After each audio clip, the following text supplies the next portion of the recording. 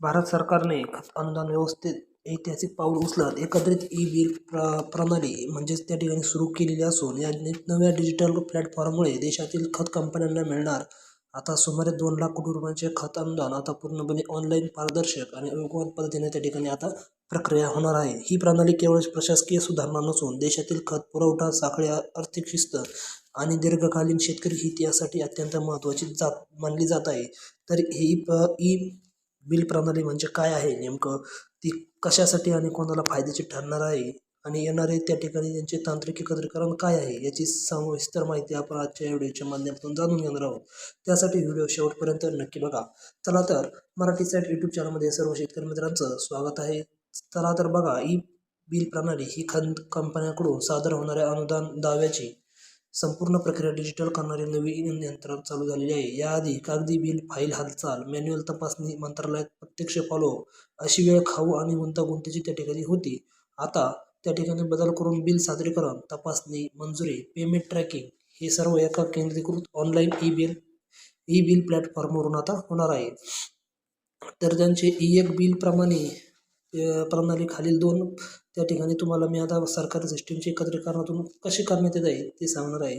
तर बघा, IFMS म्हणजेच खत विभागाची अंतर्गत आर्थिक व्यवस्थापन प्रणाली त्याच्यातून होणार आहे आणि PFMS म्हणजे पब्लिक फायनान्शियल मॅनेजमेंट सिस्टीम, वित्त मंत्रालयाची राष्ट्रीय स्तरावरील पेमेंट व ट्रॅकिंग प्रणाली या दोन्ही सिस्टीममध्ये डेटाबेस आता शेअर होणार आहे.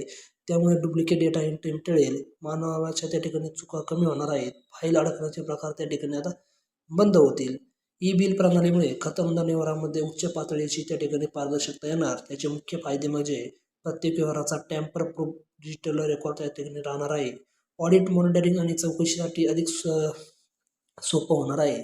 सर्व पेमेंट एका केंद्रीकृत प्लॅटफॉर्मवर त्या ठिकाणी ट्रॅक केले जाणार आहे. वरिष्ठ अधिकाऱ्यांना रिअल टाईम खर्च निरीक्षण यामुळे अनुदानातील गैरव्यवहार आणि विलंब आणि अपारदर्शकता रोखण्यास त्या ठिकाणी मदत होणार आहे. एंड-टू-एंड डिजिटल प्रक्रियेमुळे खत अनुदानाचे पेमेंट आता अधिक त्या ठिकाणी फास्टरित्या होणार आहे. साप्ताहिक अनुदान वेळेवर सोडणे त्या ठिकाणी सोपं होणार आहे. कंपन्यांना घरबसल्या ऑनलाईन बिल देखील सादर करता येणार. पेमेंट स्टेटस म्हणजे पेमेंटची काय स्थिती आहे ते रिअल टाईममध्ये आता पाहता येणार आहे. मंत्रालयात प्रत्यक्ष जाऊन फॉलोअप करण्याची गरज पडणार नाही एवढी. त्यामुळे प्रशासनाचा खर्च आणि वेळ त्या ठिकाणी दोन्ही त्या ठिकाणी वाचवणार आहे. जरी थेट लाभार्थी खत कंपन्या असल्या तरी या सुधारणेचा थेट फायदा शेतकऱ्यांनाच होणार आहे. कसा होणार आहे शेतकऱ्यांना होणारे फायदे बघा. कंपनीची कॅश फ्लो स्थिती त्या ठिकाणी सुधारेल. खत व्यवस्था, उत्पादन व वितरणात त्या ठिकाणी अडथळे येणार नाहीत. बाजारात खतांचा नियमित पुरवठा राहील, कमतरता येणार नाही.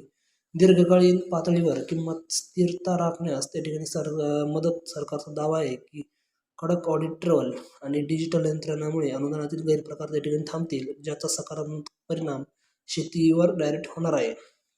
केंद्र सरकारच्या मते ई बिल प्रणाली ही गुड गव्हर्नन्सकडे नेणारी मोठी सुधारणा आहे. डिजिटल इंडिया उपक्रमाचा हा महत्त्वाचा भाग असून कृषी व रासायनिक खत क्षेत्रात आर्थिक शिस्त निर्माण करणारी ही सुविधा आहे. तर ही प्रणाली भविष्यात इतर अनुदान योजनांसाठी मॉडेल सिस्टम ठरू शकते. या ठिकाणी ही प्रणालीद्वारे हे आवश्यक त्या ठिकाणी फायदे होणार आहेत.